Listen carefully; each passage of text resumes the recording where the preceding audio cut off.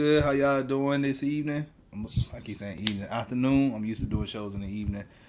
Welcome back to another episode of the Don's Favor here on Forever I Love Atlanta Sports Podcast. It's your boy the Don.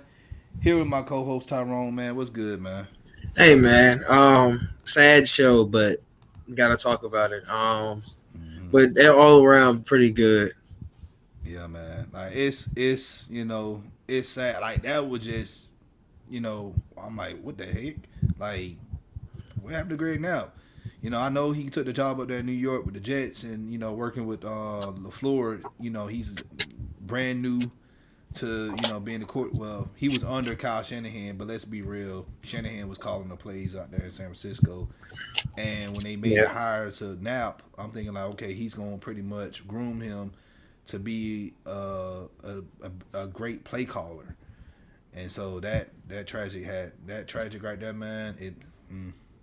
I'm lost of words. I can't even really talk about it yeah. really.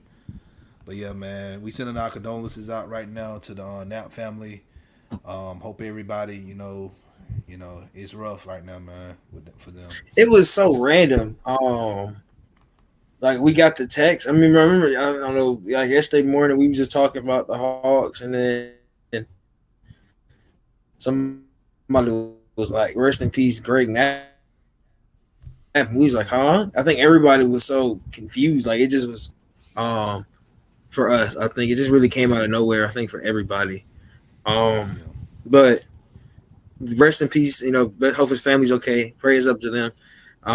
What he did was in Atlanta. Um, could be counted as one of the best things he probably had done in his career. So he stuck here with us for a while. So always got to give him props for that. just look at the type of quarterbacks he been around. He been around Jeff Garcia. Now with Garcia, when he was playing for the 49ers, he was good. He was good, and he was Garcia's quarterbacks coach. All right, when when Jim Moore made the move from the defensive coordinator for the 49ers and he came here to Atlanta, he brought Greg Knapp with him to be the OC. And our run game was good, here in Atlanta. Vic, Mhm. Vic was okay for the most part, but, you know, you had to respect our run game when Knapp was our coordinator. That's one thing. And then he left Atlanta. I forgot where he went to after that, but I know he went Was to it Denver? Houston. Did he go to Denver? Let me see. He was I in know he Denver. went. He was in Houston. He was in Houston for a bit. I believe with Matt Schaub, because Yeah, he he was was. he was working with Gary Kubiak. I'm trying to figure out where he went to after Atlanta. I'm gonna go to real His quick. first stint with Atlanta. I think I'm trying to think. Was it Oakland? It It was was Oakland, Oakland. It Oakland, was Oakland. Seattle, then It was. Houston. I'm looking at that. Yeah, it was Yeah, Oakland. He was there for a couple years with Oakland. I'm thinking like I think he was brought there to help Jamarcus Russell, yeah. but you knew how that happened. And then he went to Seattle for a year. That was the same year that Jim Moore was there for that one season, and then they brought in Pete Carroll after that.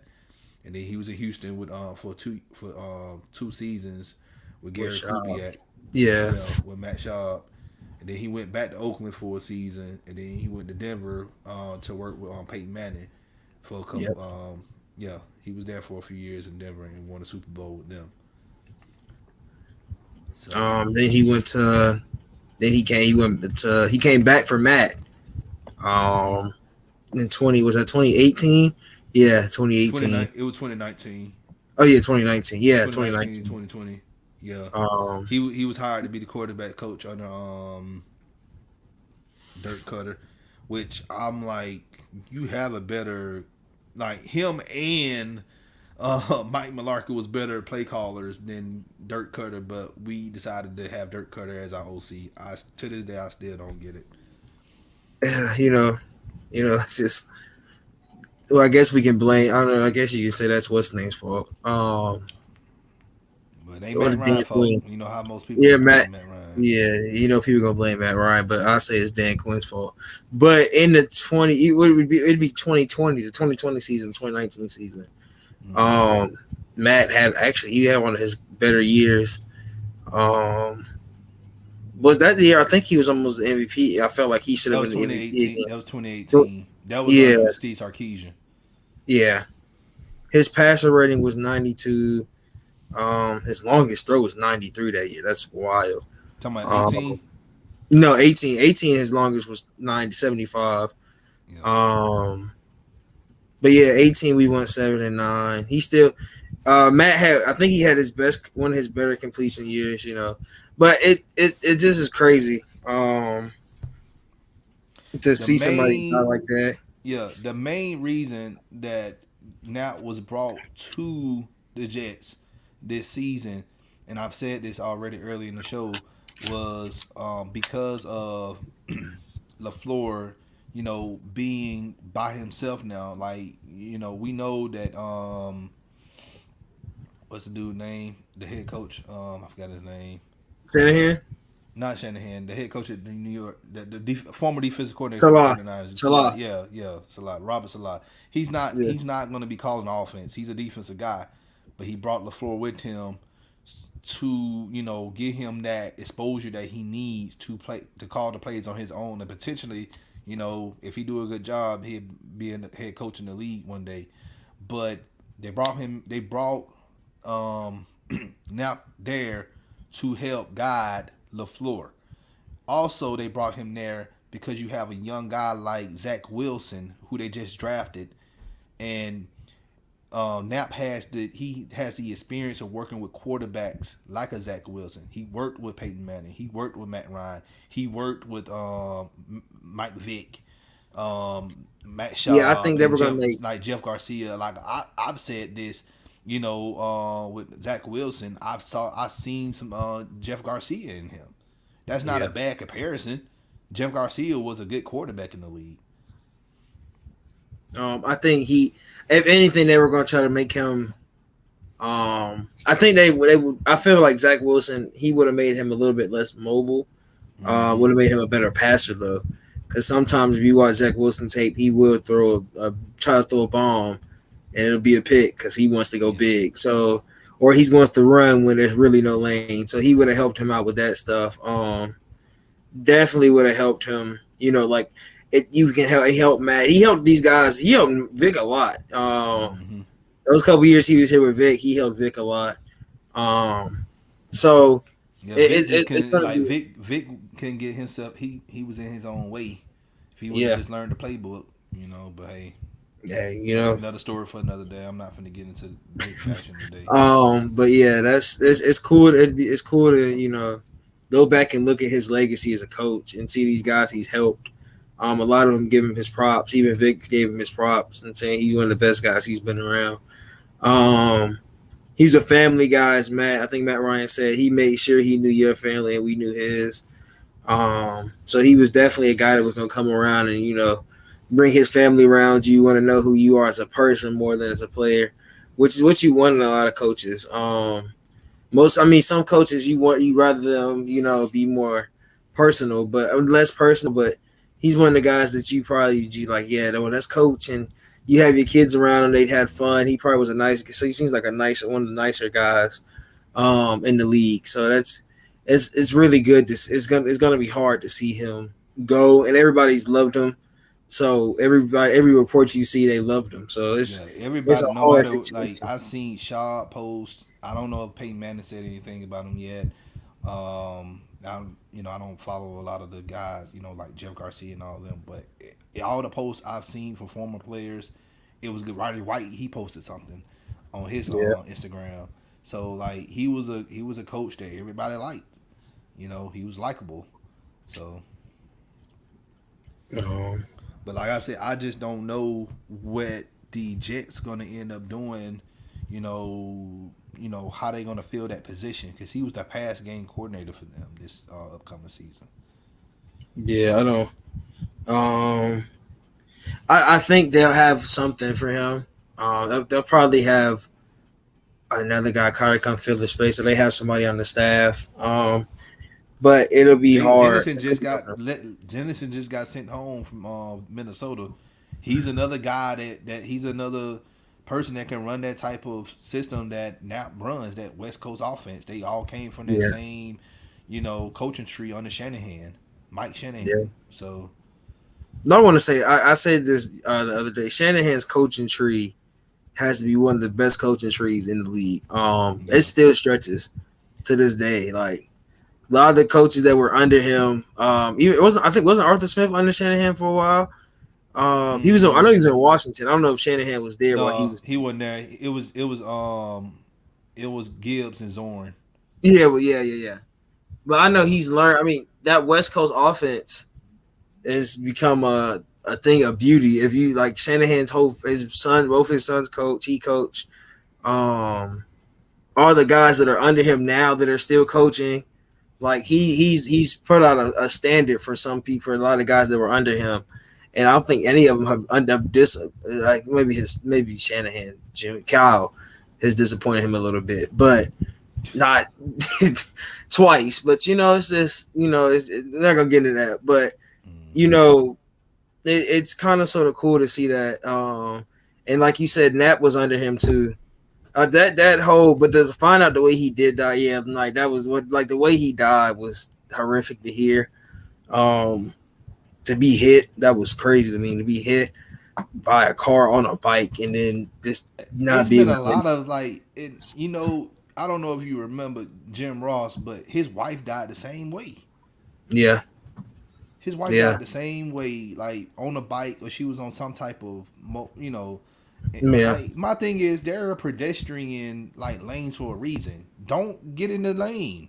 yeah. Like let the people who, if they on bicycles, let them ride. That's anytime I see somebody on the bike, man. You swerve I see over. You them, and supposed to I get over. swerve over a little bit. I veer Yeah, left a little bit, so make sure they get them plenty of space. Because sometimes when you're on that bike, man, you balancing yourself. You're not looking behind you. yeah. And you Like can't see behind you unless you got like rear view mirrors or something. So it's not it's more of you got to watch out, watch your surroundings, and hopefully the driver hopefully they the driver too. I don't know if he'll get charged with anything, but I hope he so. He he died. probably will Like because he died. So you hit him, and probably was somebody going to. I don't know where he was in New York. If he was in the city, then definitely that's even worse. If he was in the city and doing something like man, I that, done like been in New that's York so many times, man. Like I do not drive when I drove one time when I was up mm, there, and my rental car got towed because I was parked in the no standing zone. Like I don't know what standing mean. Like I'm like standing, and I had to tell them. I had to ask them what is no standing. I'm thinking like the sign says no standing. I'm thinking like okay, no, um, no soliciting. No, like that. no loader, like no Yeah, loitering or whatever. You can't stand around. Like that's what I'm thinking. But I ain't know that was the sign for cars, yeah, and it yeah. means no. It So means no parking. I'm like, why don't y'all just say no parking? Like that's what we say down here. Like cars don't stand, they park. But oh, he was in California. They said he he's was in in California. California. Oh yeah, So that's he even. still got he still must have his house in California because I remember he was in Oakland for a good little minute. Yeah, But he probably exactly, was in. y'all need to be careful on y'all bikes. Like that's like Yeah, not even just bikes. It's people who drive and just be aware and like share the road. That's common. It's common courtesy when you yeah. drive. Especially if you're driving, you gotta watch out for these guys on bikes and people walking. I done been walking sometimes, and people will be like so close, and I gotta walk. I gotta step over more in the grass. I'm like, bro, you gotta watch your surroundings. Like if you look up, people be on their phone. That's why they were giving them no phone laws. Like it's a danger. A lot of people. You've seen a lot of people get hit and die because people not paying attention. So it's Mm-hmm. please be careful no matter what you're doing. If you're on a bike, if you walk in, watch your surroundings. And if you drive and watch your surroundings because you don't know how them people on them bikes will go. You know how people might be trying to cross the road and they might jump in front of you. Like it's a dangerous game to play, especially with cars and you on a person that's not in a car itself. Even in a car, if a car, watch out if you see, people are walking. If you veer, watch out where you veer because the car might come on the other side. Like it's Mm-hmm. so much you gotta look, but just make sure you keep your surroundings. Like it's just so sad to see somebody that good, pass away from Pass something away that like could have that. probably been avoided. Exactly. So, once again, on behalf of FILA Podcast, we send our condolences to the Knapp family. for their tragic loss of Greg Knapp. Um, it's sad, like just like I said, I've been doing Knapp for since I was in high school because he was the offense coordinator here in Atlanta when Vic was here. So you Yeah. know, it's 58-year-old man, gone because of selfish people who don't want to share the road. But Yeah. anyway, but It's gonna be a long. It's gonna be some time. We'll probably have nap patches on our jerseys. I feel like Atlanta should do something like that. yeah, Some basically the teams he was on, definitely have something for him because he was with the organization for 5 years. You got to give him yeah, that. Like he was here for 3 years. His first thing, and then he was here a came couple back. years. Yeah, So I think that's hold on. Let me look it up. I think that's the longest he ever been with the team. If I'm well outside of San Francisco, he was with San Francisco for '05 to like 2003.